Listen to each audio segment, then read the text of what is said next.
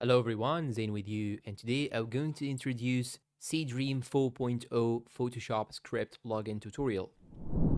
Now you will get the plugin from down below in the description, and now let's start and tell you exactly how to use it.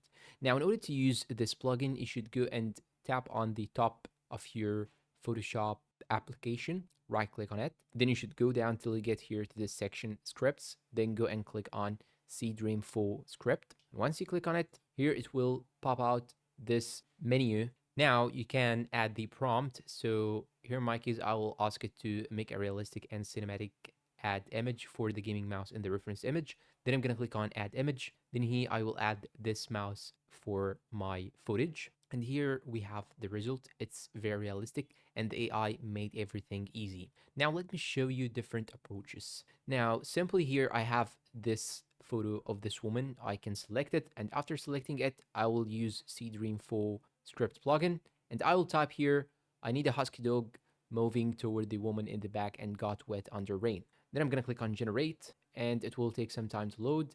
And here I have it. I have the image with this husky dog. Now you can type a different prompt. I will type change the season to winter and snowing, and here it shows me that the winter is approaching or has approached. And now I will ask it to change her clothes to match the snowing weather. And here it shows me the result. It changed the clothes to black color vest, as you can see. And it's actually very appropriate for this season or this weather.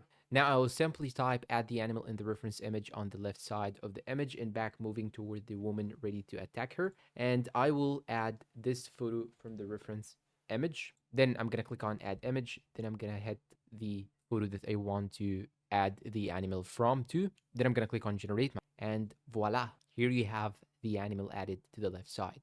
Now we can also use it on blank projects. You can simply type generate an image of a burger floating on air with a red gradient background and some tomatoes sliced on the air. And this image is for advertisement and keep it realistic and cinematic. And here it shows me this image.